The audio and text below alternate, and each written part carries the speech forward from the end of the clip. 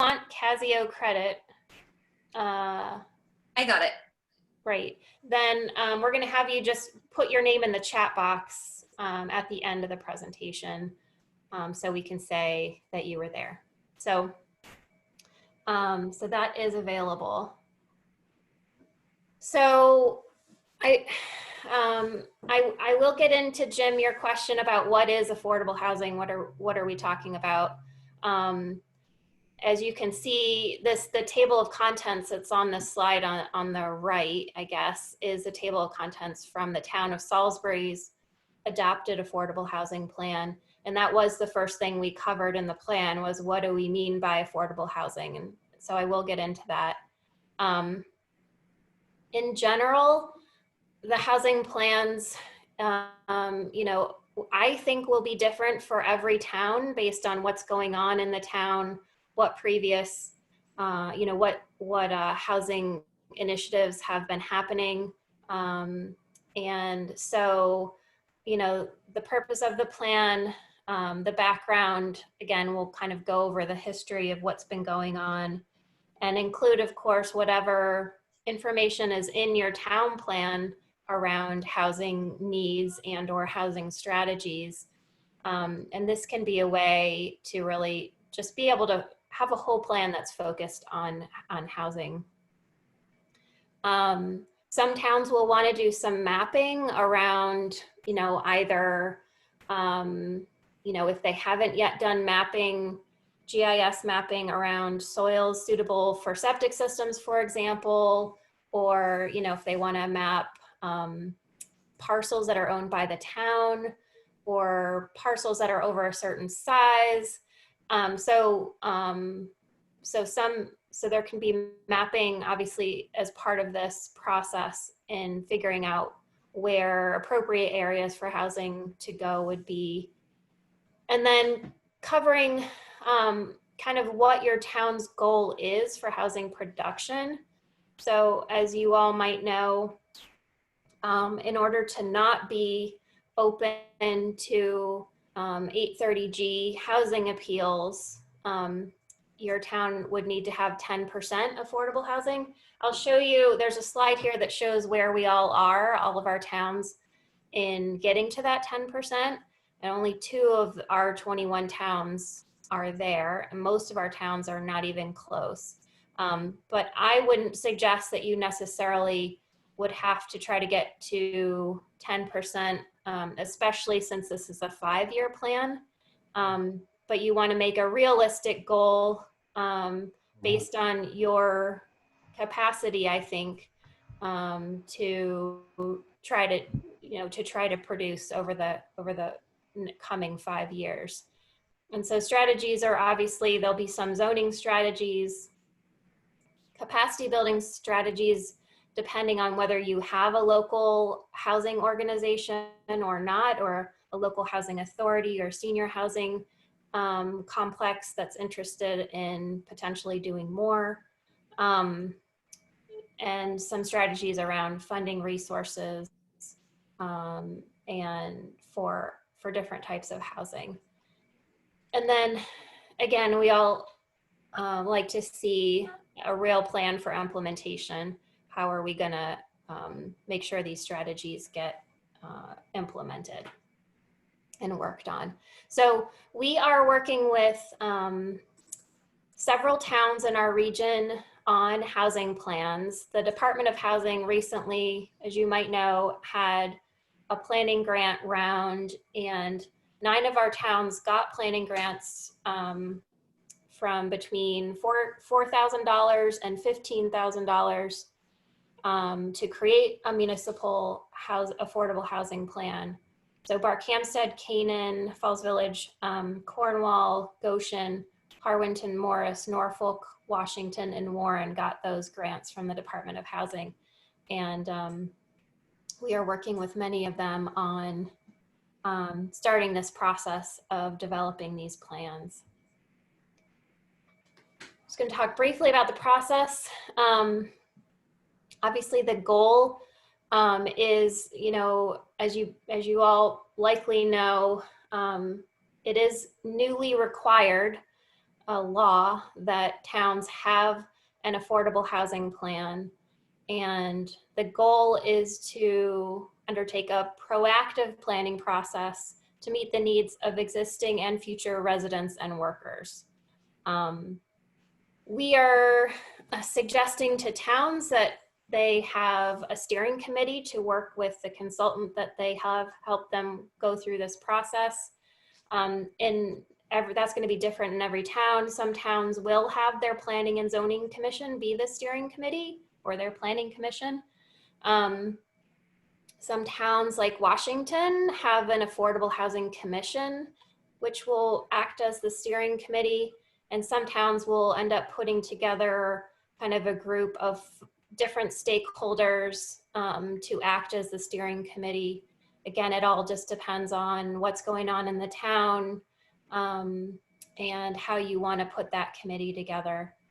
Ultimately, though, the plan, I mean, all the statute says is that it must be adopted by the town, but it isn't the statute itself isn't specific about who has to adopt it. In the town of Salisbury, the Board of Selectmen adopted the plan ultimately. And I think that makes a lot of sense. I do think it's a good idea for the Planning Commission to at least endorse, if not adopt, plan as well. And so, you know, obviously you want it to be consistent with your town plan of conservation and development. So the process laid out here, again, you know, pretty typical planning process. Look at the data around housing needs and analyze it in terms of trends and, you know, what's happening in the town. And then do some surveys if you haven't done one recently about housing needs with residents and or with folks in your town, like major employers, senior service folks, your, you know, head of your volunteer fire, your volunteer ambulance. So surveys and or interviews to sort of help flesh out a little bit more or kind of ground truth some of the data that you collected and analyzed. And then, you know, any mapping that a town wants to do, develop some draft goals and strategies, and then obviously hold some public input sessions around those. Fortunately or unfortunately, those will likely over this coming, you know, 6 months to 9 months will be held probably by Zoom. And then draft the plan and put it out there for public input and revisions, and then adopt it, sort of similar to a town plan process. All right, so we're on to Jim's question, which is what is affordable housing? And so because these plans that we're doing, especially that we're working with our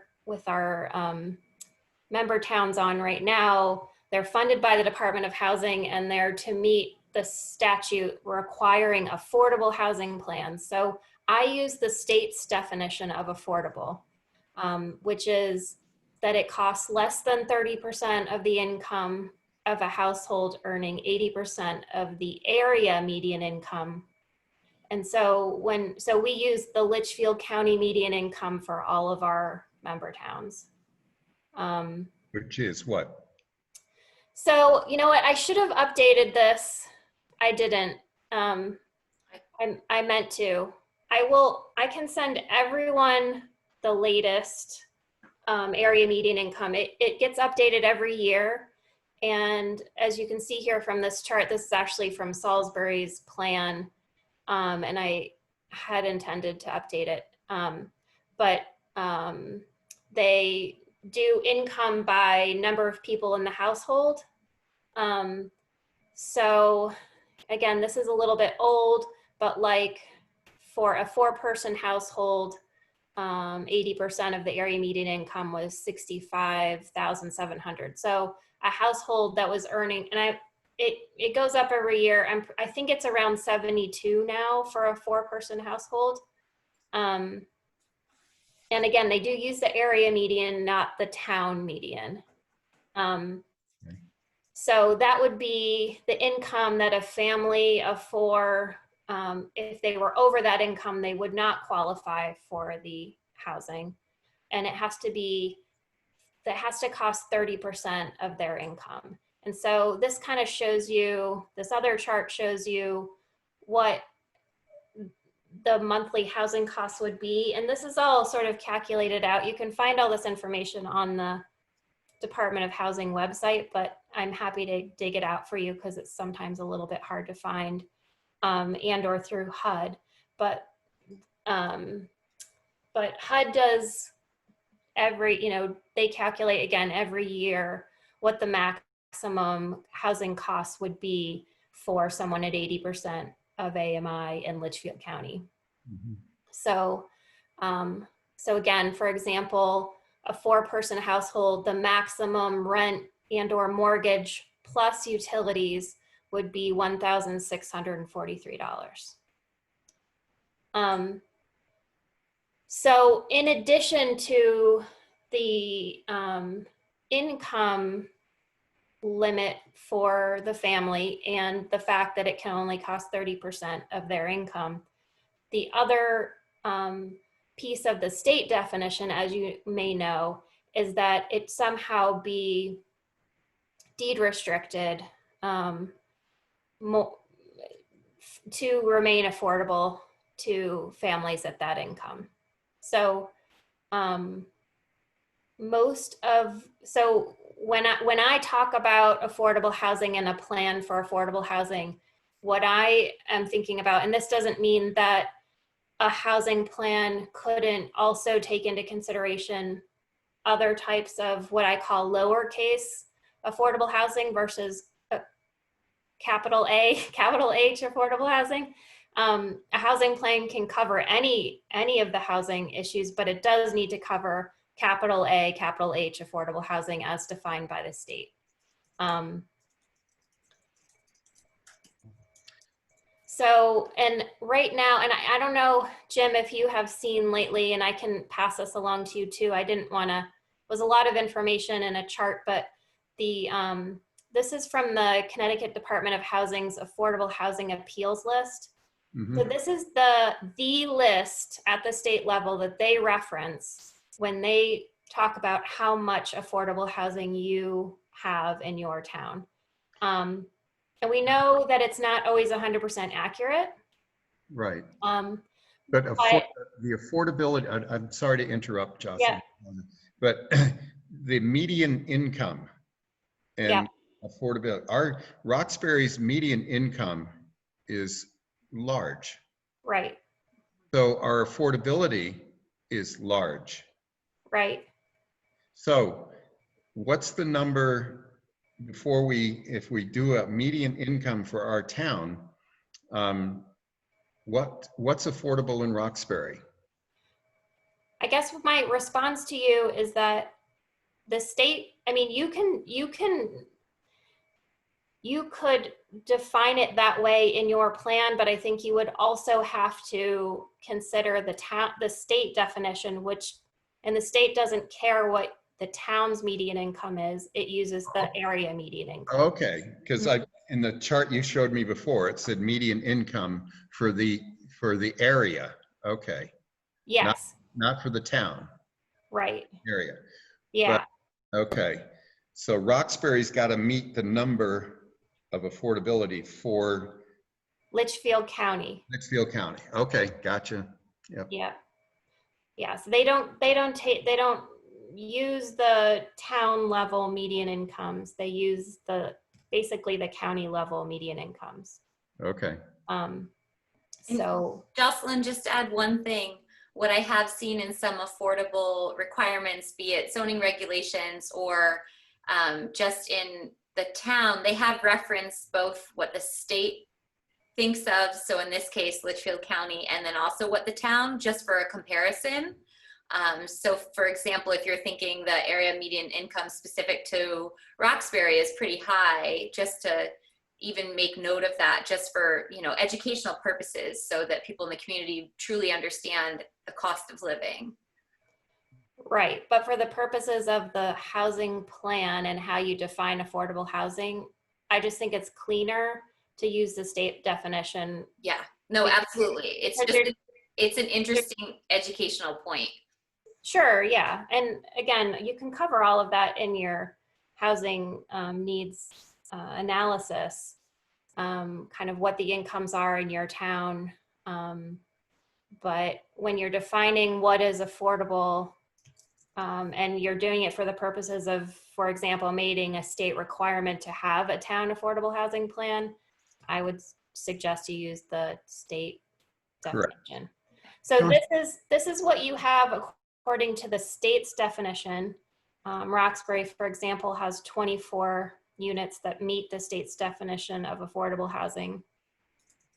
And that is basically 2% of Roxbury's housing, total housing stock. And we're referring to rentals as well, because those 24 in Roxbury, I'm quite sure it'd be rentals. Yes, they are. Does the state want us to lean towards purchase ownership or rentals, or are they equal? The state doesn't care in terms of its affordable housing appeals list. So rentals qualify. Definitely rentals qualify. Okay. Yeah. Okay.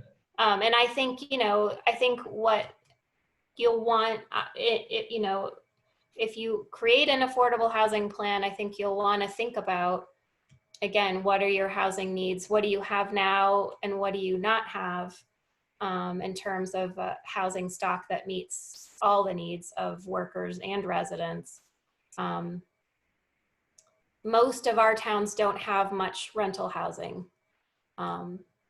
So. Well, that's where Roxbury, to be right up front with everybody, we're leaning towards rental as far as accessories, apartments, accessory dwellings, because the cost of the land here, and even if we go back to 2 acres, by the time you buy the land, build the house, what you have to sell it for and make a slight profit is not affordable.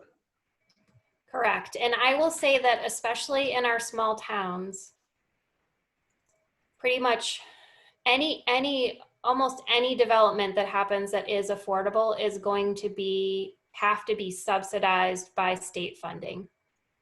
Correct. You'll have to more or less have some kind of nonprofit that can work with the state and get the funding that is needed, because as you said, Jim, and this is true in almost all of our towns, you just can't buy a piece of land, even if you get a piece of land for free, build units on it at construction costs now and rent them or sell them affordably without some kind of subsidy. And so any of those subsidies that the state gives, whether it's a subsidized mortgage or construction funding for rental housing, that all comes with the restrictions that would get it on this list that you're seeing here. Jocelyn? Yeah. What's the relationship in terms of area between the county and a CAN? So you're talking about the coordinated access network. Yeah. Which I think maybe probably other folks don't know about, but I believe the CAN is much larger than the county.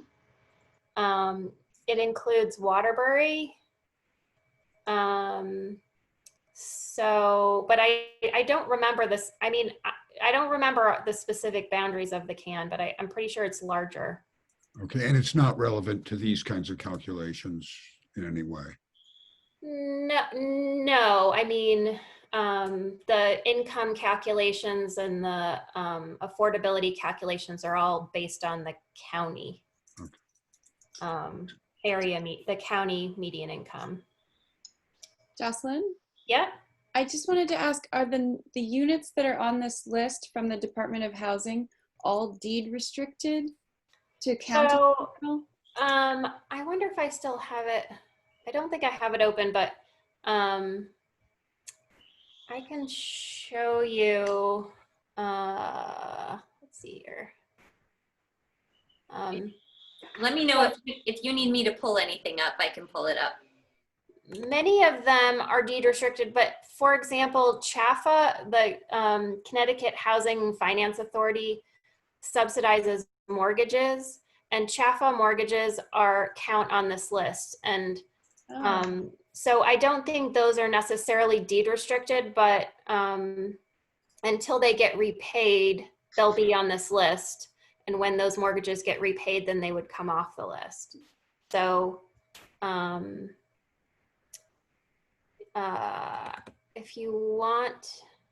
Isn't there another kind of loan as well? There's the CHAFA, and then there's a FHA or something else, another.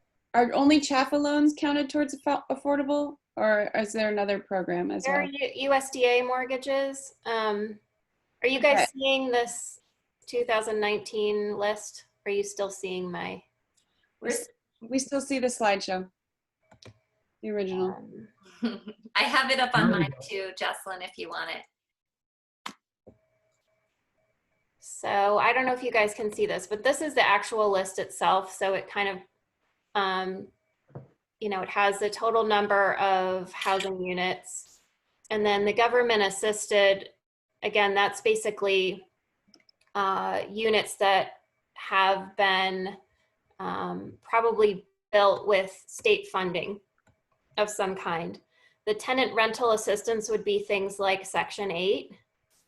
And then what I was just talking about is the single family homes that have either CHAFA or USDA mortgages, those count, and sort of other units that are deed restricted. So, this is on the Department of Housing website. Again, they update it every year, and that's what they think your number of affordable units are and what categories they're in. Is there also a list of actual available affordable apartments and houses? So checked in every town, the cost and the rent, regardless of if they have a loan or mortgage like this or deed restriction. No. But we do have, and I think I'll screen share again.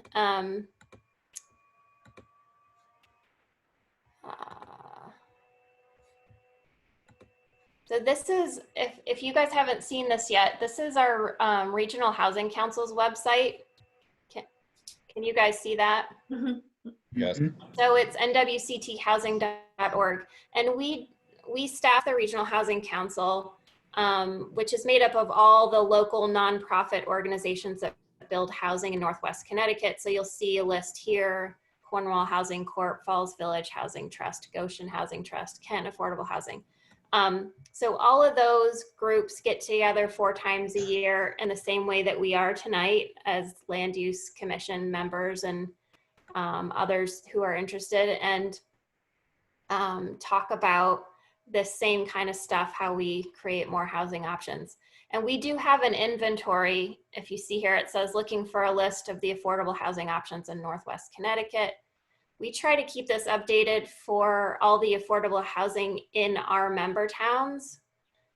So this tells you where it is, who owns it, is it senior only, what are the income restrictions, and who do you contact if you're, basically if you're interested in renting. So it's the property managers, usually their phone number and name. So this is our kind of inventory that I use when I want to think about affordable housing in our towns. And this is all of our rental housing. And then down here is our home ownership, affordable home ownership. So if you're interested in looking at that, it is on nwcthousing.org. And also, there are photos of a lot of these developments here on the photos page. And so So you can see what they look like. Frequently asked questions like, what is affordable housing? What is affordable housing? There you go.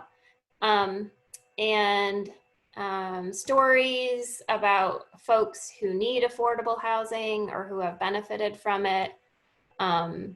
So anyway, I wasn't going to really talk about this, but since you brought it up, there is an inventory list of affordable housing options on this site. Jocelyn? We, for example, have a lot of school housing for private schools, and that housing is affordable for the teachers and staff of the schools, Yeah, but it wouldn't be listed on here. no, because it's not open to anyone. Mhm. And it's not deed restricted, and there's no income limits. Jocelyn, can you pick out on that inventory supportive housing? Do we have any? How do you find out about that? I do not believe there is any supportive housing on that list. That is just our 21 towns. And so far as I know,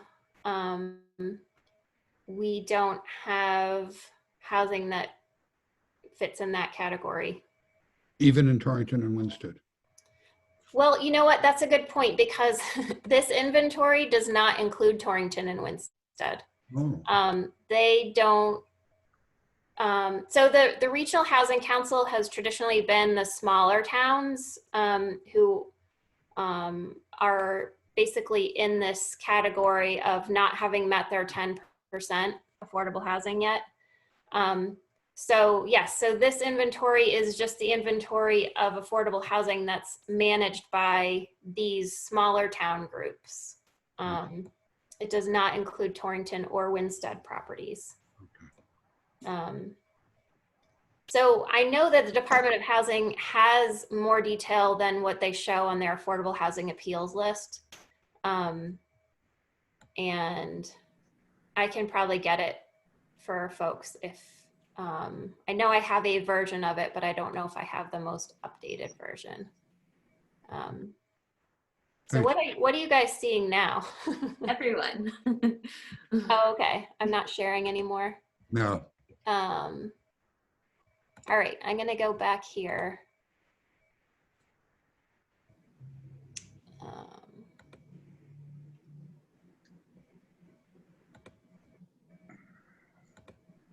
All right, here we are. We're back to our current housing stock. Yeah, so, Torrington actually has 11% and Winchester has almost 11% of their housing stock, which is affordable. But as Marty pointed out the other day, technically they also still have to have a town adopted affordable housing plan. So one of the first things in creating a municipal housing plan, as we mentioned, is doing a needs assessment of the folks who live and work in your town. For the 9 towns that are doing housing plans now, we are coordinating the housing needs assessment regionally. As we all know, housing needs cross town boundaries. If a person who works at a bank in your town can't find housing in your town, obviously they can go to any of the towns in the surrounding area. But don't want to go too far, otherwise they'll probably be attracted to working somewhere else closer to home. So anyway, and because we staff the Regional Housing Council and we want to work with them as well on this, we are going to do this in a coordinated way. We're going to collect all of this information. We do have a lot of it already collected. As you know, the COG does a lot of planning studies for the region and for the town. So we have a lot of data, especially data from previous years. And so it's about kind of updating it, analyzing it, and presenting it in a meaningful way. So we are definitely going to collect all this data for the 9 towns. And whenever we can, we're also going to be collecting data for the other member towns, because we hope to, at the end of this, be able to actually have a regional housing needs assessment. And then for the towns that have the housing plan grants, we'll be able to sort of drill down more and do a deeper analysis of just the needs for that town. So we'll be collecting, general population information, household sizes, median incomes, folks who are paying more than 30% now that live in your town. And then we're kind of going to break it down, I think, by these three kind of housing need categories. Workforce housing, what is an entry-level teacher in your town making, and what is the gap between what their household is earning and what your median, what houses have been selling for or rents in your town are. And then access to ownership, if you are renting, if a resident is renting in your town, what would they have to earn in order to be able to afford a home in your town? And then senior housing needs, again, the proportion of our residents in most all of our towns that are over 65 is increasing. And so we want to make sure that we have housing that meets the needs of seniors, some with mobility limitations and some that have lower incomes.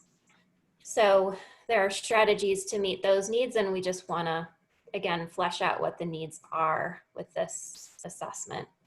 I just put this picture here because in Salisbury, when we were working on the town affordable housing plan, one of our volunteers interviewed, this is the owner of our local grocery store, interviewed a bunch of employers about their need for housing, and we sort of sprinkled quotes and photographs of those folks within the plan, which I thought was nice to do. I just going to go through this very quickly, but to give you, if you're interested in looking at the town of Salisbury's adopted housing plan, it is on that nwcthousing.org site. Again, in Salisbury, they had an affordable housing commission. So that commission kind of worked as the steering committee for going through the process. They held stakeholder meetings with, Salisbury actually already has 3 nonprofit groups in town that are working on housing issues, as well as bringing together folks from the Board of Finance, Board of Selectmen, Economic Development, Planning and Zoning, and met with all of them in terms of what the needs are, and then hosted 2 public forums, and it was adopted by the Board of Selectmen. An example goal in Salisbury, ultimately it was decided that they would try for 75 units over the next 10 years, and that 15 of those would be homeownership and 60 would be rental. That was basically in Salisbury, basically 1.5 or sometimes 2 units a year get created by the Salisbury Housing Trust homeownership unit. So they figured that would be a realistic goal. And so that would increase the total percentage of affordable housing from 2.1% to 5% over a 10-year period. So again, it's not the 10%, and it still leaves 95% of Salisbury's housing stock open to market forces, not deed restricted, to remain affordable, but it's progress if we can get there. And a majority of the attendees who came to the forum agreed with that goal. In Salisbury, they were very specific about the sites on which they thought the housing should be built in order to meet that number of units that they wanted to create over 10 years. Salisbury was lucky to have a bunch of town-owned sites that could be available for housing, and or sites that were already owned or controlled by the nonprofit in town that does the rental housing. And Salisbury does have town water and sewer, so that does make it a little bit easier. Jocelyn, Yep. it's John Higgins. Maybe it'd be worthwhile just to mention in Salisbury, we also did it by an overlay zone related to affordable housing. So that's just another option. I mean, one of the things that we struggled with on the commission was this affordable housing requirement for the state and the plan, of course, but something we discussed at length and are still discussing is attainable housing. So we're trying to get our regulations so, you know, the non-affordable label could become attainable housing, and at least hopefully not just have everything market driven, but some of the opportunities for some of the other areas in town might be met. So, but Yeah. my point was really that, you know, an overlay zone for specific areas for affordable housing worked very nicely for us because of what you just mentioned. Yeah, and I was gonna, at the end here, you'll see we stuck in Salisbury Planning and Zoning Commission did a lot of work on a multifamily zoning regulation, and we've got your map in there at the end of these slides. And I think it would be great to, I mean, some other towns might be really interested in hearing more about that at some point. So I'm glad you brought it up. So, you know, example strategies, again, they don't all have to be zoning related, but there will certainly be, every town can do more around zoning. But also, for example, housing rehab funds. Many towns have or have had funds that allow residents that have incomes, for example, under that threshold, to be able to make home repairs or add a ramp, for example, if they need an access ramp. Many of those towns, the funds don't, they don't have funds in those accounts right now, but that's something that can be looked at. And then again, we talked about partnerships and resources and capacity building of your existing kind of, you know, the folks in your town that are working on housing issues, whether it's a housing trust, a housing authority, or a senior housing board. And Janelle, you're up. Great, thank you, Jocelyn. Thank you. So I want to shift the conversation over to a larger conversation that's happening on the statewide level around housing. So very recently, a collaboration of individuals and then also organizations have come together to really talk about housing in a comprehensive way across the state. And they've realized that our land use truly could use some reform. The way that zoning and land use has been done in the state has really organized things in a manner that have consequently led to these housing difficulties that we're seeing these days. So high cost of housing, limited housing supply. So this group of individuals, they do have a great site. It's desegregateconnecticut.org or desegregatect.org. They've been having webinars, and a lot of thinkers and planners across the state have been coming together and collaborating on what they can do and essentially what they can bring to the statewide level for legislation reform. And just to be clear, I think we should just be clear that we're not endorsing their ideas. We're just telling you what they're talking about. Exactly, exactly. So we're just paying attention to what it is, what the greater conversation is across the state, just to keep in mind what it is that legislation might come down the pike, and also just to have a greater conversation around housing, because that really seems like a very important topic, a very controversial topic, and a topic that likely won't go away anytime soon. So that said, just a really quick overview over Desegregate Connecticut, and to Jocelyn's point, we're not, jumping on board. I've been in a few meetings where there's been a lot of questions around what's being proposed, and just keeping that in mind as we kind of see what's to come in land use reform and land use legislation.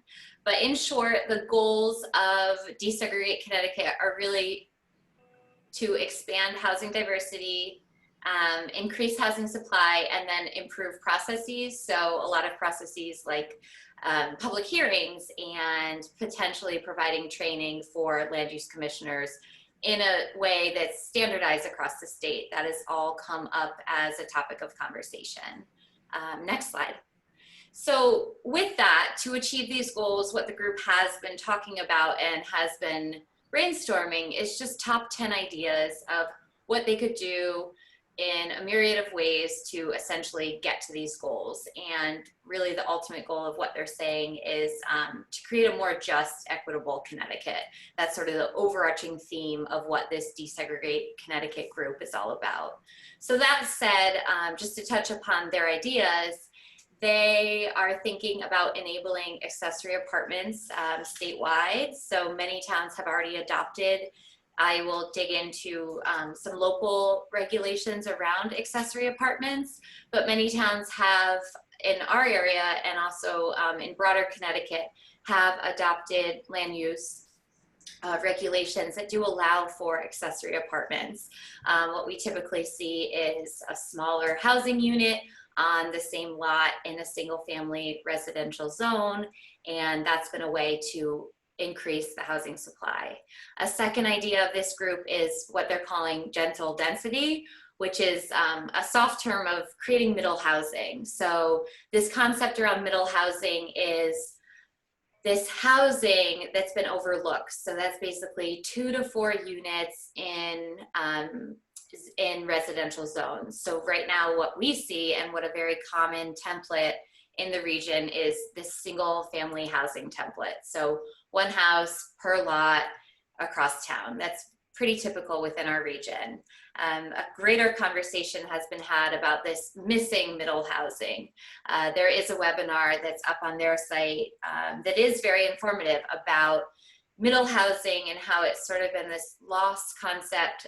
When one thinks of multifamily housing, they think of potentially large apartment buildings or pretty not human scale of housing, and just thinking through 2 to 4 units on a lot could be much more palatable to many communities, particularly in residential areas, much like many member towns. Another concept that they're discussing is zoning for 10% of new housing types. So much like we covered with zoning overlays, is what the think tank is really thinking about is potentially setting aside 10% of any town to really truly create this new housing supply. And what they're proposing is basically it is an overlay. So these new housing types to come more so to the forefront other than traditional housing. Another thought has been to reduce parking requirements. This has definitely come up as well as for environmental concern. And also just thinking through what our parking requirements currently are, why our standards are that way, and also if there is some ability for shared parking. Commonly this comes up with mixed use housing and that concept of if the parking's utilized during the day, if it isn't during night, and how to really make more logical use of parking and really bring that into the standards of what we're doing in zoning and land use. And then a common conversation is around standardizing permitting and the hearing procedures. A little side note is also with the COVID pandemic, we've done some land use planning in different ways due to the executive orders and the suspension of many covered laws.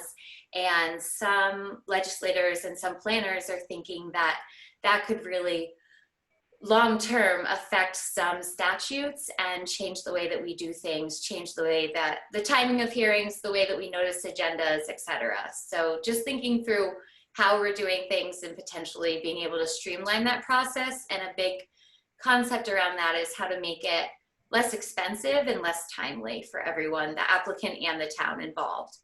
Another point that they're talking about is training land use commissioners. So that would really be what they've suggested, and what I've seen is a 4-hour annual training that would just be standardized across the state for everyone. So all of the volunteers coming from many different fields can be a commissioner with a very similar background education that everyone is taken statewide if they are serving the towns in that purpose.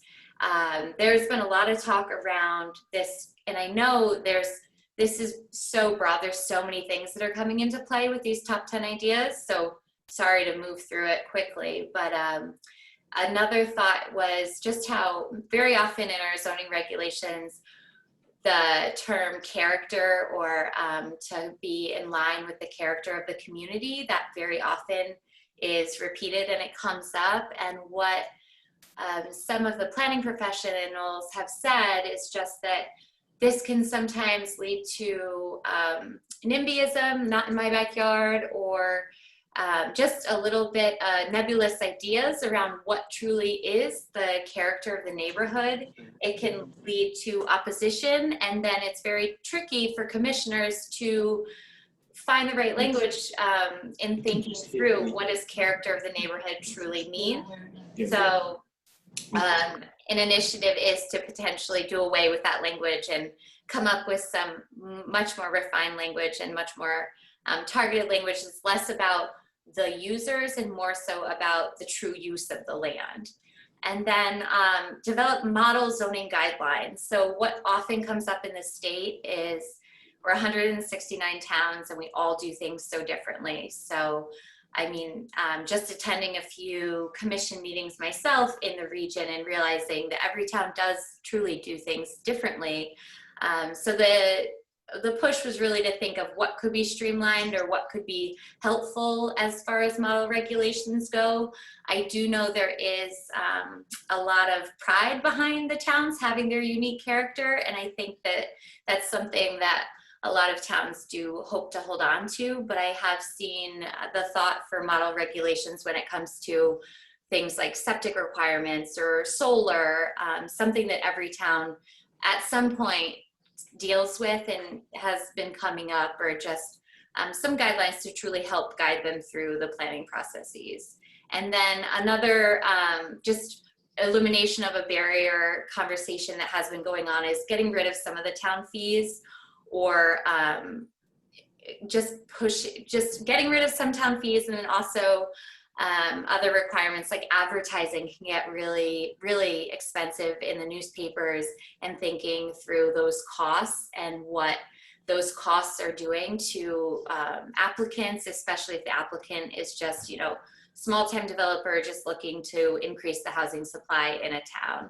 And then finally, modernize traffic and sewer standards. So oftentimes these conversations do come up, and because they are so technical and they're so individualized town by town, these standards are hard to understand and really hard to navigate, especially when an application comes before us. Really being able to judge, like, is that up to everyone's, you know, a traffic study? It's really dense and really hard to look through, but so that statewide there's much more guidance of the approach that commissioners can take when it comes to these reviews like traffic and also sanitary standards. So next slide. So that is in a nutshell what Desegregate Connecticut is doing. They are continuing to have a lot of conversations around their ideas around housing. Jocelyn and I both suspect, because COVID is such a priority right now, that the legislative session won't focus so much on it, or might push a few of those concepts through piecemeal. I was on a webinar and it definitely sounded like the whole bulk package of what I just ran through really quickly is not going to, you know, come to bear anytime soon statewide, but it's just little nuggets of what we might hear or what might come down the pipe over time. And then also some of those ideas, just if a town is not only developing a housing plan, but also looking at their housing through the assessment and then really trying to understand how to tackle attainable housing or affordable housing, some strategies that towns can adopt in order to do so proactively and to take the matters of the need for housing into their own hands. So just really quick, a few of these examples of what we can do locally, thinking through the need for housing and increasing the housing supply and also potentially increasing housing diversity is, as we've mentioned, these accessory apartments. Many towns have already adopted provisions to allow for them. It's essentially an independent living unit, which it tends to be smaller than the primary residence, is either detached or attached, and in some cases is allowed through a special permit process. What I know some towns are looking to do is potentially change that to site plan just to make it less complicated for the property owner when they do come in for an application.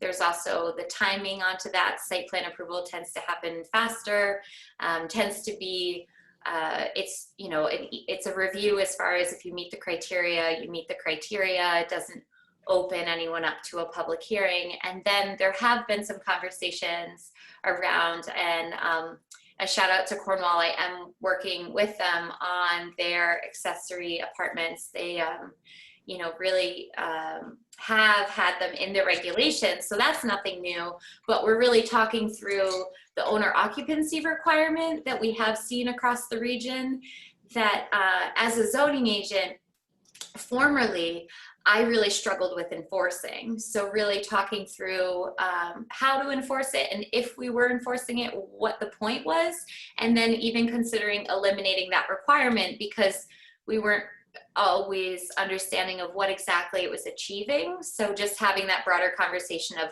what's in our regulations and what's enforceable, and if we're not enforcing it, then maybe we can get rid of it.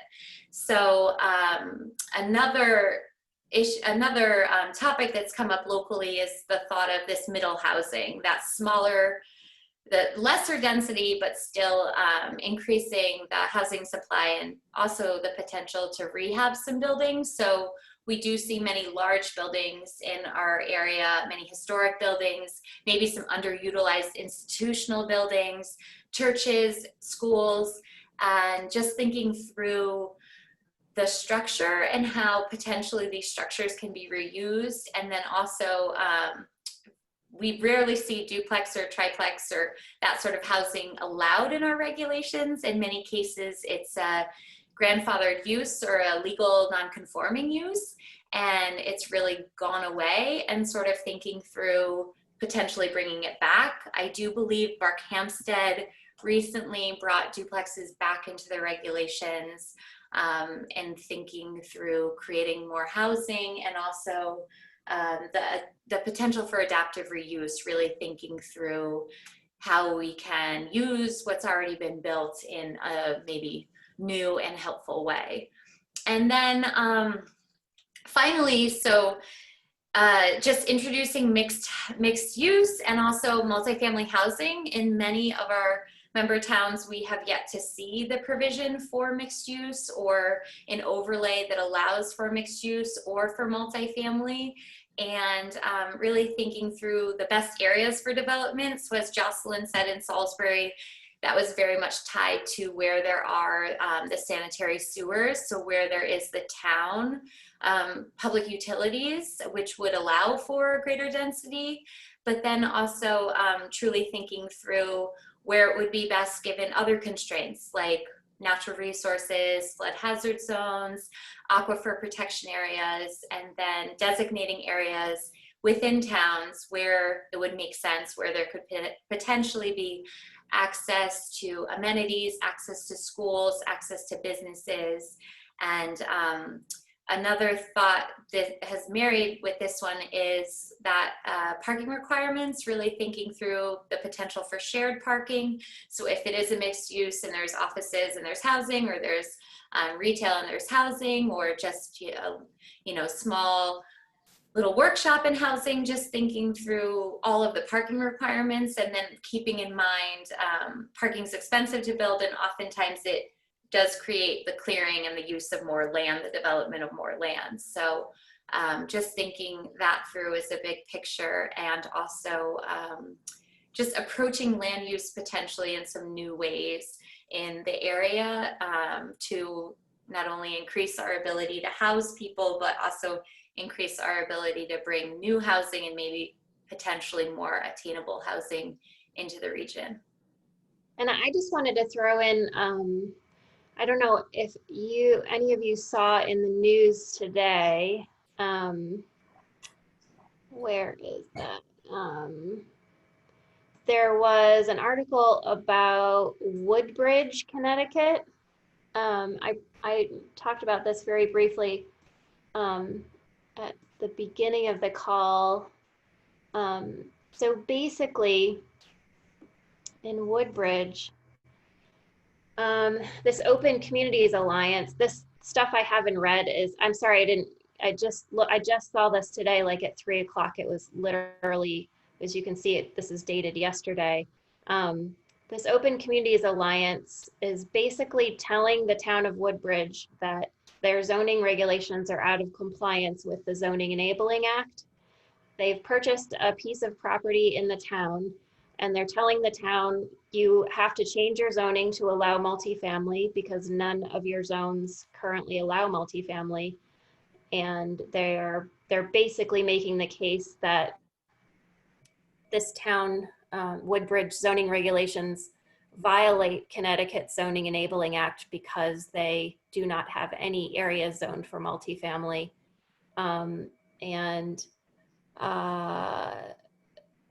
They are proposing basically that within that the town allow a multifamily structure. So like Janelle was talking about, maybe a 2 or 4 family structure within a residential zone that's currently only allowing a single family residence, so long as the multifamily structure itself still meets the bulk and dimensional standards that apply to single family zoning. So as we know, many of our towns don't have multifamily regulations or any area that's actually zoned for multifamily, you know, and so I think this is really interesting, and it could be something that happens in more towns coming down the pike. This is their actual application to the Town of Woodbridge Planning and Zoning Commission. I can send it to anyone who's interested, but basically they're proposing, so they're saying that this building is within the bulk and dimensional requirements of a single family house, but they're putting 4 units in here. And that's what they're proposing to the town. So in this letter, they say, basically, we think you have to change your zoning regulations. We think you have to change your town plan of conservation and development. And then we think you have to approve this application for a specific development on this property. Anyway, I just thought that was really interesting. I saw it like at 3 o'clock today, so I thought I would share it with you all. And I do think we're going to see more challenges to towns that don't have any multifamily zones. So I think it is a good time now to start doing these affordable housing plans and thinking about where it makes sense, what your housing needs are specifically, and how you can make some progress towards meeting them. Jocelyn, one question. Yeah. You're well aware of Roxbury's attempt 3 years, 4 years back on multifamily housing, common interest ownership. You were there. We got shot down big time. The people did not want it. How can we force this upon a town that doesn't want it? Well, you can just wait to get sued. We have to, zoning reg, we can't pass a regulation without town support. Well, the zoning commission, I mean, you can have a public hearing. You know, I guess all I'm saying is it makes sense to go through a process. We did.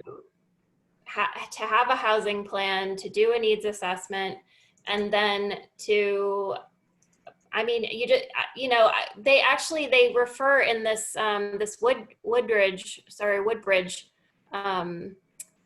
letter about past attempts to try to create multifamily that did not get past the zoning commission. Correct. Again, well, as a zoning commission, you can only, you can do what you can do. We tried 3-4 years ago. You were there, and it didn't fly. Yeah, I mean, you might have to wait and get sued. I don't know, but I mean, you could, I don't know. Again, you guys all know your towns better than I do. We are just around to tell you Correct. the potential pitfalls of not continuing to try or I mean, again, I think in Roxbury, something like, I think this is a really interesting idea that, and again, Cornwall's talking about this too. If you're allowing accessory apartments, how big of a difference is it if it's not owner occupied? Then you have a 2-family. We're on that right now. Terrific. We're So expanding our accessories. We've already allowed 3 per lot. But is that owner occupied? One of the units has to be the owner. Correct. And we are looking into changing that 2 months ago. We're on it.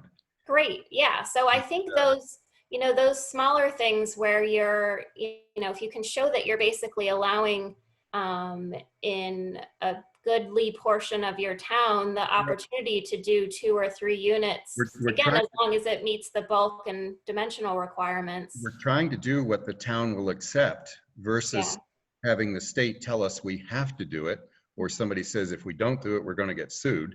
We're trying to do what Roxbury as a town will accept, and that's accessory apartments and freestanding accessory houses. And so we just really, I don't take to being told we have to do something different that nobody in Roxbury wants. Mhm. Because even the language in the enabling statutes, so in chapter 124 of the Connecticut General Statutes, which is specific to zoning, it does verbatim say that, you need to provide housing. Let me see if I can pull it up. But you do need to, provide housing of economic diversity. I believe it's something along those lines. Mm-hmm. To convince the citizens that this is the power given to you as a planning and zoning commission that you need to fulfill. And we're doing it through accessory apartments. Not multifamily housing, not condominiums, through accessory apartments. Yeah, because it's interesting because in that chapter that I just mentioned, it does actually say including opportunities for multifamily, and then it goes on to talk about consistent with soil types and everything like that. But just with what Jocelyn brought up, I find that it's really interesting that it's really coming to a head in the state right now. They're kind of treating all 169 towns equal, and we're far from equal. I know. We can't do what Salisbury does. We don't have, and we can't do what Kent does. We can do what Roxbury can do, and Roxbury wants to do. And I find that the conversation, I do think, and I know Jim, in your town plan, it calls for the potential creation of a Roxbury housing trust. I do find that it's very, very helpful to have a local group of volunteers that are working on this. Totally agree. Totally agree. Yeah, it just changes the conversation. Yep. The Board of Selectmen has been discussing it. We've got to get that group together. We've had houses sell in town for very reasonable prices that could have been picked up by a housing trust and worked into that equation. We don't have that. So people have taken, there's a little house in the center of town, $175,000, and it's beautiful. It's a cute little place. Yeah. They're there. Not a lot, but they're there. Jocelyn, if I may, it seems like Cornwall's obviously been struggling with this for a while, and I think we've made some progress with it. And to Jim's point, I think we've kind of treated it as Cornwall's problem and how we'd like to tackle it instead of having the state, tell us how to handle these things. One of the things that we've recently been discussing is the affordable versus what we've been calling attainable housing, and trying to say, okay, at least we're going to get our foot in the door and say we're trying to meet the potential housing needs of our community by things like the accessory apartments. We have the other lots that the Cornwall Housing Trust has available for the community. Another point that or a question really is, when you're talking about affordable housing and the definition, is there a risk for a potential client of that to actually then get bumped out of the housing if their income goes above a certain level? Do you know if that's ever been when you have these hard limits of what's affordability for the housing, and then all of a sudden they might not be met for some reason, what happens in those instances? So my experience is that, for example, let's say Cougaman Village, which is affordable housing in Cornwall, most of these developments have sort of different income brackets. So they might serve a certain number of units at 80% of the area median income, some at 50%, some at 30%. So for example, if you were earning 30% of the area median income and you went up to 50, that would be okay because you'd just then fall into the next income bracket. It's a little bit complicated. It's very, very complicated for the property owners who have to keep track of it all. But I've not heard of, I think for the most part, if a renter, for example, moved up to another income bracket, I don't think anyone has ever been kicked out. But I think sometimes they just move on because they want to, because they've decided that they want to take the next step. I've not heard of anyone getting kicked out because they start earning too much. But their rent might go up. Right. And if a town does have these other options, like Cornwall is proposing with more attainable housing, isn't that less likely to have a legal problem down the road from some other entity coming in and trying to say, you guys don't have multifamily housing? We could then point to the fact that we have these other options that might then be applicable and at least alleviate some of the legal pressure that might come on the town? No, I don't think so. Okay. I mean, firstly, I think my first response would be, again, I don't know how you guys are defining attainable, whether it's like up to 120% of AMI. But honestly, from my look at what the incomes are that folks make, I think Anna did a good study of this too. It's like there's a bunch of folks at the higher income bracket and then there's a lot of folks at the lower income brackets, and there's really not that much in the middle. Not really. In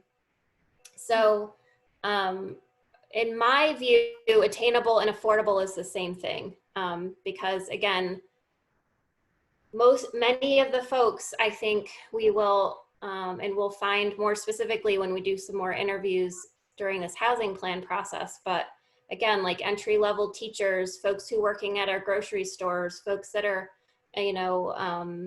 working in our restaurants, they're earning, below 80% of area median income. So I just don't think there's a lot of folks in that middle bracket who, I guess I just need to better understand what your attainable definition for us also, it was trying to alleviate some of the paperwork issues with trying to have something deed restricted in the long term, where actually it's more of, okay, we know that this person can afford an accessory apartment and they want to stay in the community, but it's very hard to then force the deed restriction on the accessory apartment for a long term. Right. Yeah, I mean, I think you just have to know that those aren't, they're just, and again, I think it's a great idea for towns to think about what are all our housing needs, not just affordable housing, but also, again, what I would call lowercase a, lowercase h affordable housing. So like accessory apartments, it's not going to meet the definition, but it still meets the need for housing that is more affordable by nature. And so I think, I think that is an important piece of the housing stock. I just think, and I think all of our towns know this, it's not a silver bullet for fixing all of your need for attainable or affordable housing. So, and again, just my other reason for that response is, as you know, basically anyone could, in theory, come into your town under 830G if you have under 10% of what is defined by the state as affordable housing and disregard your zoning regulations as long as they are building affordable housing. So the state just won't care whether you're also working on attainable housing for the purposes of allowing, for example, affordable housing without complying with your zoning regulations. So anyway, that's a long-winded response. And I don't want to forget to, I don't want to miss the chance. I do want to take other questions or comments, but I don't want to miss the chance to see if anybody else has,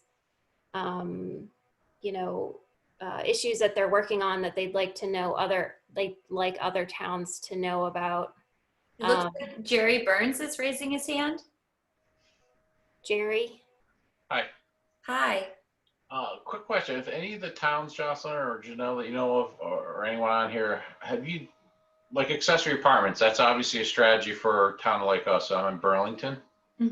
But has anyone done tax incentives to get that deed restriction put on there? So to give the homeowner tax incentives, has anyone got to that point working with the Board of Selectmen and the Board of Finances in your town?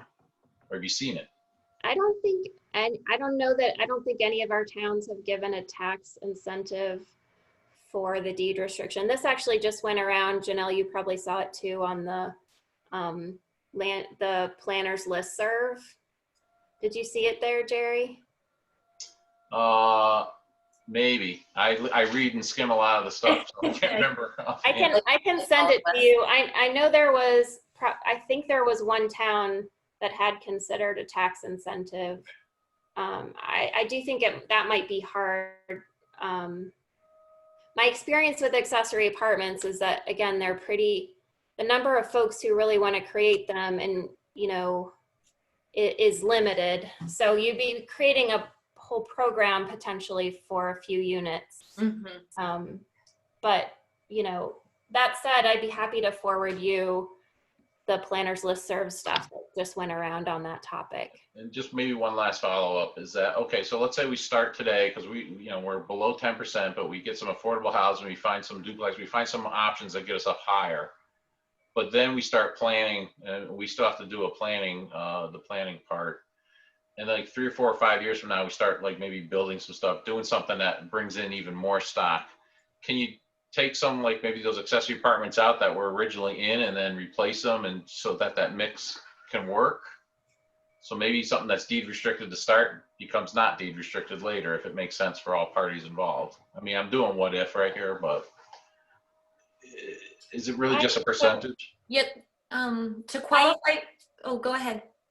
Oh, all I was going to say is, I do think the deed, I mean, I know you're saying this already, but I do think the deed restriction is going to be a really hard sell for almost all homeowners creating accessory apartments. I did run an accessory apartment program for a time through Berkshire-Taconic Community Foundation, and we worked with a lot of homeowners who were thinking of building them, and very, very few of them were willing to put a deed restriction on for any period of time. So I'm just not, I guess I'm not sure all of those what ifs are gonna. Okay. This is why it's so hard to do it. Mhm. I just, again, in the towns that we have worked with that have been the most successful, they have a really active local nonprofit housing organization like Kent Affordable Housing, like Cornwall Housing Corp, and many other great ones in our region. But those, they basically create affordable housing by either getting land donated to them, or finding a parcel, or partnering with the town and getting town-owned land, and then basically getting state funding to build it. And that's where a majority of the units that are on that affordable housing list have come from. So, we work a lot with, again, trying to build the capacity of those local nonprofit organizations to find land within their towns, to go through the zoning process, to get the state funding to get those units built, because honestly that's sort of the most it still takes a long time, but it creates more than, again, one accessory apartment, someone could agree to rent it affordably now, but then next year they decide to Airbnb it, so I don't know. I think that's the challenge of accessory apartments, or they sell their house and the next owner doesn't want an apartment. Are there any other questions or issues that folks want to bring up? But we are getting close to our 8:30 time frame. Jocelyn, I have a quick question, just because I'm not positive on it. So I was looking at the NWCT housing one, Yep. and what is affordable housing? When it says like 1, 2, 3, 4 person household, is that income? Is that people that are working age?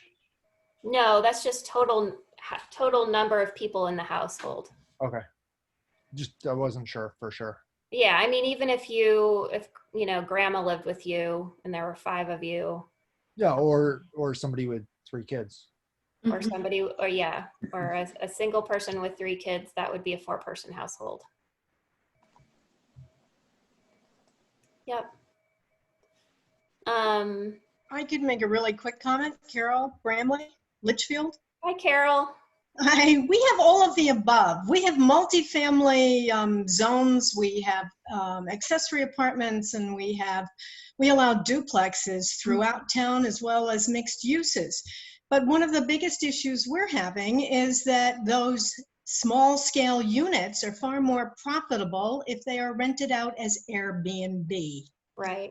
And so we've lost a lot of them. And then some of the others in town that are pre-existing zoning that are multiple apartments within the borough of Litchfield have been rented to the foreman school, who gobbles up everything for staff that they possibly can. So the only real accessible housing that we have is through the Housing Trust.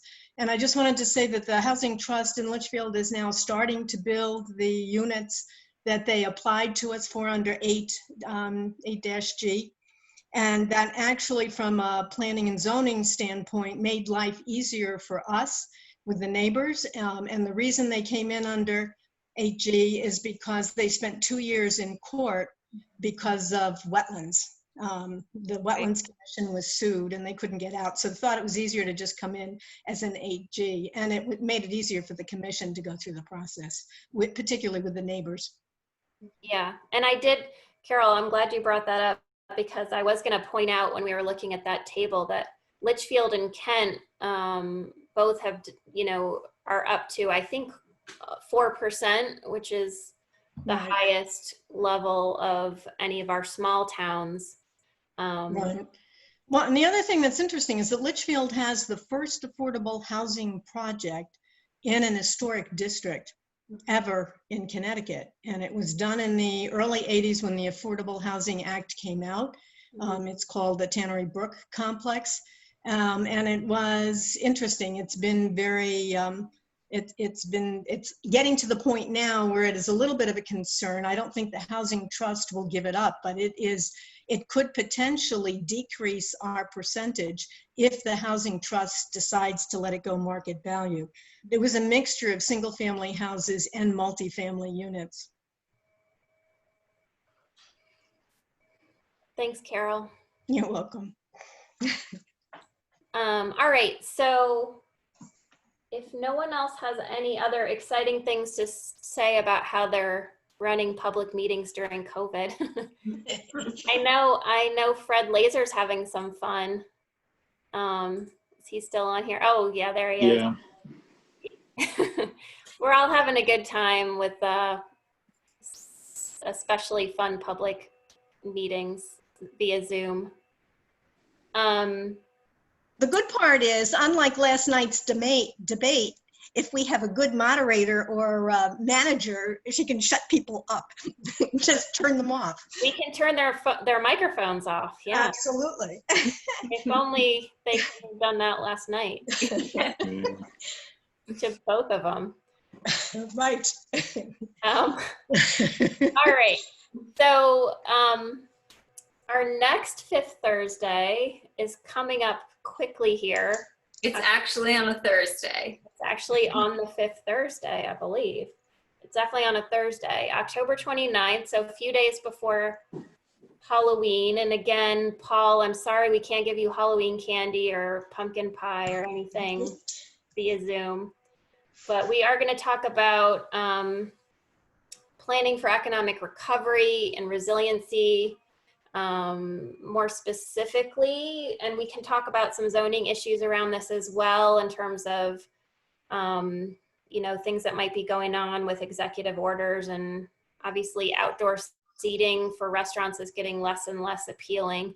But I was also going to talk about, we have received, the region has received $400,000 in CARES Act funding, which we're deploying for economic recovery purposes, and all of your towns will be involved in that. So just filling you in a little bit more on how we're spending that funding and hoping to support the small businesses in your towns. That's what we'll talk about on October 29th. And I did get the 2 individuals looking for Casio credit, so thank you for putting your name in the chat. Yeah, if anyone else wants Casio credit, just type your name into the chat box and we will make sure to get it to the right people. Thank you. Yeah, anybody else closing last minute comments? As long as it's not about the debate last night. Well, it was good to see all of you. Most of you, except those of you who didn't turn your cameras on.